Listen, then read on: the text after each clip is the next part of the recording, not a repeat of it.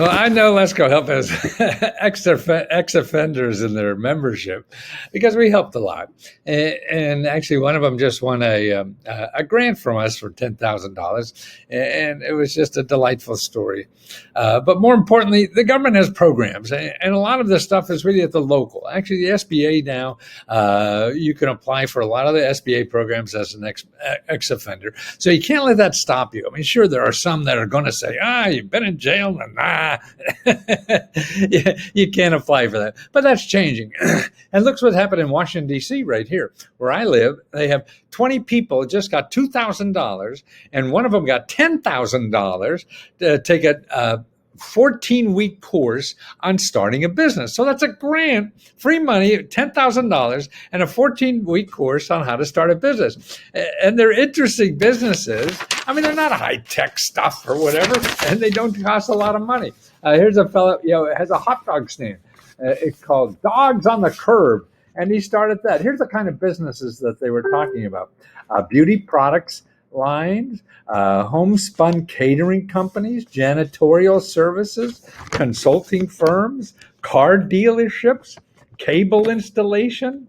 Let's see, what a cable and would-be entrepreneurs had one thing in common. They previously incarcerated, they had already paid a heavy debt to the community, right? So they paid their dues, right?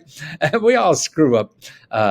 And so that's important. Everybody thinks, because it's such a negative thing when you're looking for a job or whatever. So how do you find these things? And I think one of the key words they're using nowadays is called felons or ex-offender. Now, here's a listing I found in Washington, D.C., grants for felons in Washington, D.C.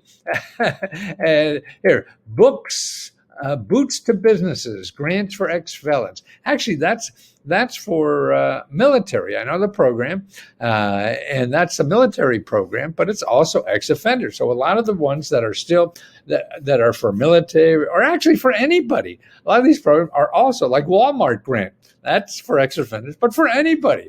A Southern Filmmakers grant.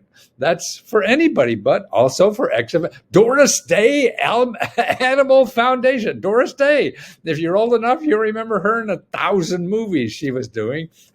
She's got a $5,000 grant. Modest Needs. Self-Sufficiency grant. That's an open source. See, it doesn't matter. So everybody, you have something bad. Somebody says, hey, we can't, hire you or give you money because you have purple hair. And then you think, oh, nobody's going to hire me. That's silly. Just go on. Man, there's a lot of ignorant people in the world. We just have to deal with them.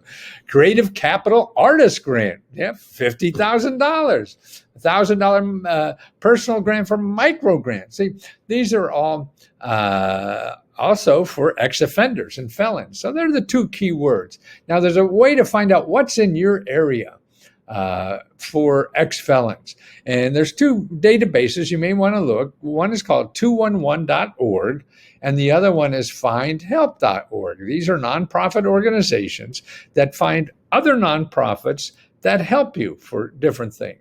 So I put in, for Maryland, I put in ex-offender, and here, there's 50 programs, probably 30, 40, 50. I didn't go through them all, just for ex-offender. Now, these programs are all people, either government programs or nonprofit organizations that give money to people to improve their lives, or training or services or something like that. So that's why you got to check there. Now, how do you use that? Okay, so you got 50 people. Okay, and you look, I don't see something for me. Oh, no, I don't think that's for me. That's how people look at stuff. So they ignore it because then they think, it saves them time if they don't have your name on it. But that's not going to happen. Your name is not going to be there. And so what you have to do is call and ask. So here's one. Okay, so here's Howard County Office of Workforce Development. Okay, so it says active offender, but pre-employment. What the hell is this? Education, pregnancy. I don't know. Screw it. Can't be for me. No. You call that phone number there and you say, hey, I'm an ex-offender. What have you done today? Say anything you want. Be human.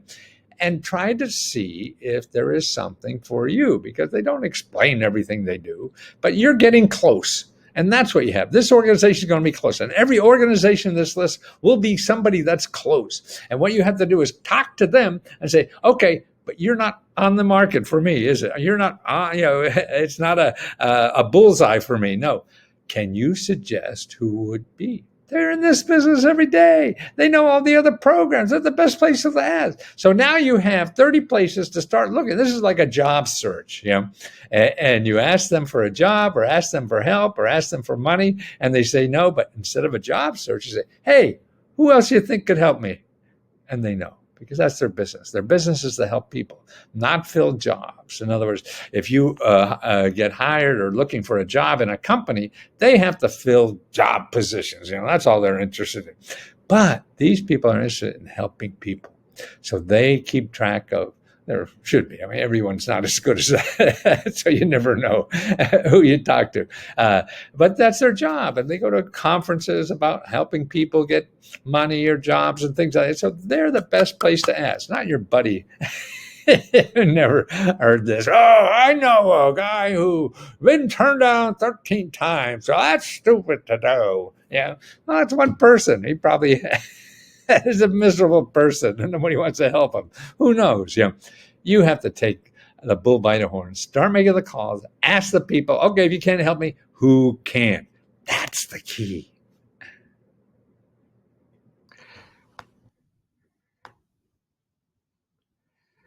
Well, I don't know if you see me around, but I've been studying government programs for 40 or 50 years. Man, I'm an old guy. But since the beginning, I always thought the government should have one place that we could find out what government programs will help us in our life.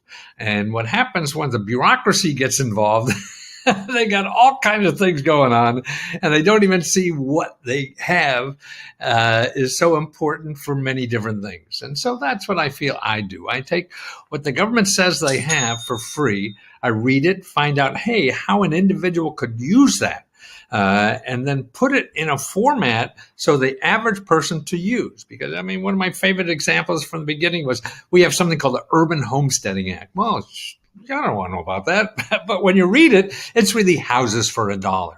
So what I'm doing now, and have done for 40 years, is categorizing tens of thousands and thousands and thousands of programs into areas that you could really help, that really can help you in your daily life. So now in this new product I have, which is called Let'sGoReports.com, and I put them all into individual, categories that help you live a better life. And I'm charging only $5.95. See, I think they should be free, but I gotta keep doing this research. I gotta get paid. So I've categorized them so you could download them for $5.95 a piece. And there's one on bills, debt, and credit. So all the problems you have, paying your bills, getting out of debt, fixing up your credit, things like that, and there's